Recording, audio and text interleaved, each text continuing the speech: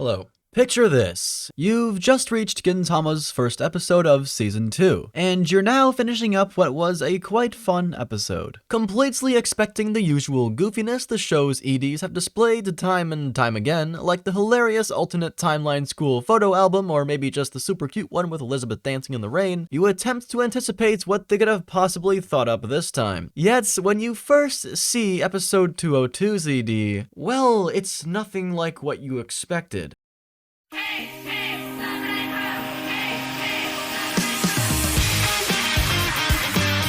A cheerful chanting can be heard upon the backdrop of a gloomy gray cloud soaking the camera with an intense rain. This chant is quickly accompanied by a melancholic instrumental, followed by the angsty vocals joining in not long after. Throughout the ED, uncharacteristically, our usually silly cast members don't have a hint of that zaniness we're used to. We witness them pondering longingly into the distance, until Gintoki and this brand new character both, with immense resolve, charge at one another while smiling excitedly. If you hadn't guessed it yet, this experience was that of my own. As soon as that ED began, I was immediately hooked. Like, my eyes did not leave the screen for a second during the remainder of that ED. Not only did the contrasting tone completely catch me off guard, and let's be honest, hyped me the hell up for this upcoming arc related to these new characters, but it also aided in my creating of some retrospective thoughts about Gintama's cast. Thoughts others may not pause to think about if they were to simply skip the ED. Them being, these characters are people. People with emotions and souls. They aren't just empty caricatures waiting to yell out the next punchline. Now, of course, they aren't actually real people, but Sorachi and everyone involved with the anime are. Their passion and emotions towards creating Gintama is very well real and oozes into every moment of those 90 seconds. Obviously, this example is but a precedent. Anime of every genre utilize EDs in creative ways and differentiate their respective EDs' purposes, as opposed to openings usually only existing for the sole purpose of generating excitement, setting the tone for the upcoming episode, and generally requiring to stay in line with the overall flavor of the show. EDs don't have that restriction. In fact, they thrive on dissonance. And the team responsible for the ED is able to go wild with their imagination and create whatever the hell they want. Best part is, it almost always fits in some way or the other. Look no further than Made in Abyss, with its straight-up deceptive, childlike art style and inspirational lyrics and tone, which, as you progress further and further into the anime, you'll soon learn that ED was but a ruse, lulling the viewer into a false sense of security, directly after you witness some disgustingly awful abomination during, well, I won't spoil, but guess what plays after that? Yeah, when this happy tune begins,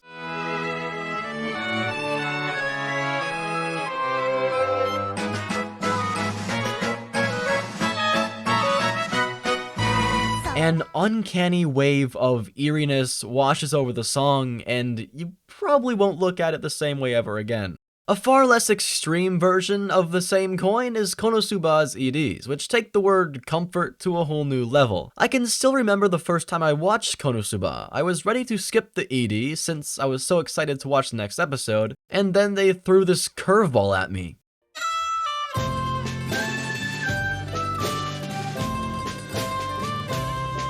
I couldn't tell you how I was feeling at the time, but I can assure you this musical number eradicated any negative thoughts in my mind. As a stark contrast to the show's insanity, this ED displayed the bustling town of beginnings in full swing until the day slowly came to a close and our quartet prepared for the coming night. These EDs could be very well described as soup for the soul.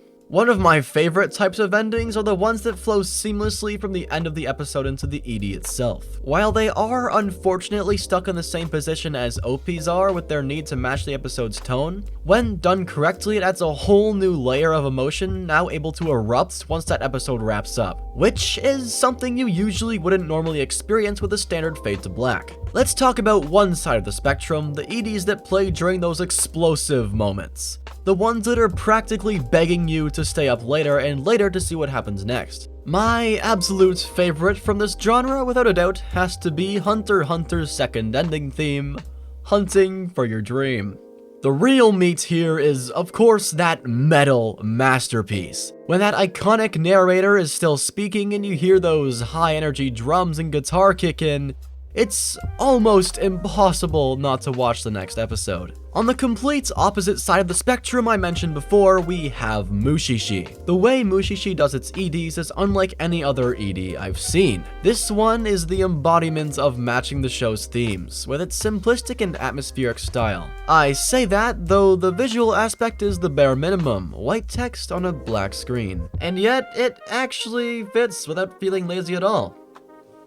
Why is that? Well, it's a bit difficult to explain to someone who has no idea what this anime entails, but in Mushishi there's almost never a happy ending. In fact, you could describe every episode with the word bittersweet. The world of Mushishi isn't kind, but it's without a doubt far from sinister. There's certainly a fair few lighthearted moments sprinkled atop this sorrow-filled world, which is why this ambient soundtrack harmoniously fading into its scenes, and of course the ED, creates the perfect sense of immersion. Anything other than that simple scrolling text would ruin this faultless ambience artland so carefully crafted.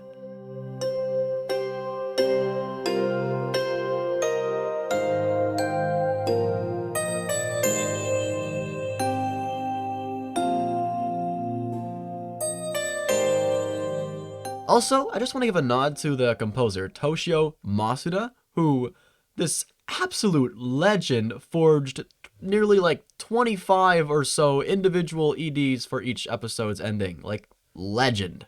I'd love to move on to the next topic, but how can I not mention the only ED which sent chills down my spine, forced goosebumps on my arms, formed tears in my eyes, and left me utterly speechless with an emotion I could only describe as pure shock. That's ED, aptly being titled Requiem of Silence. This, of course, is a tailor-made ending accompanying ReZero's 15th episode, Outside of Madness, as we witness Subaru Natsuki yet again unable to save his loved ones as he holds Rem's motionless body in despair. The crescendo of this masterpiece destroyed me down to my very core, so much so in fact that all I could do, like I mentioned before, was sit still with my mouth agape and tears streaming down my face, as the blizzard soon overwhelmed our beheaded protagonist, and the usually happy-go-lucky Puck stared the camera down with a terrifyingly piercing gaze. I stayed motionless as the ED eventually finished up.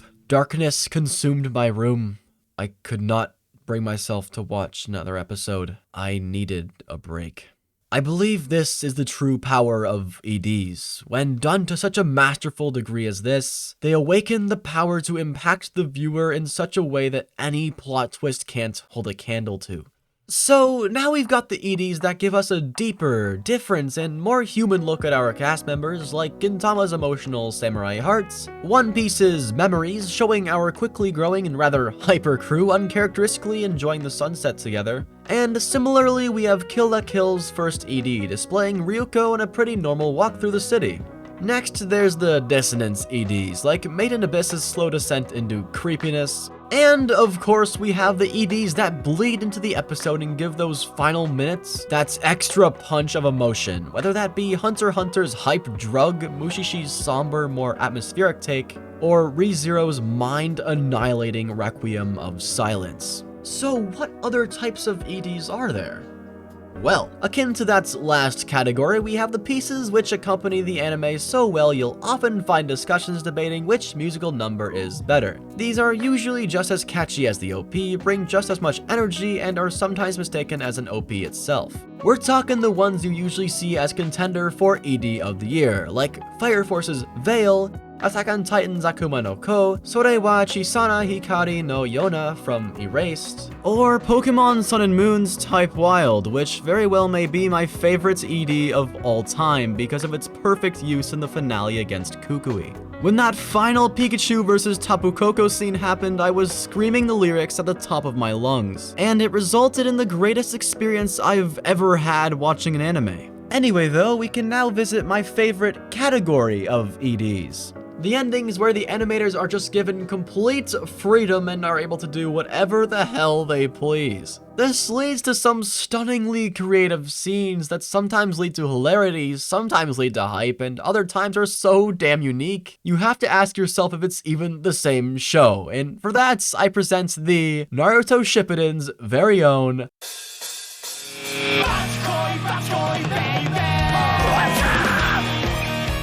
Yes, sir, we have Bachkoi mentioned. I did not forget about it. If I were to describe Bachkoi with a single word, it would be pure, unadulterated fun.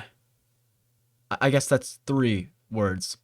Who cares? I swear to God, the director was on crack during the making of this ED. But hey, it turned it into one of the best EDs of all time. So, let's go.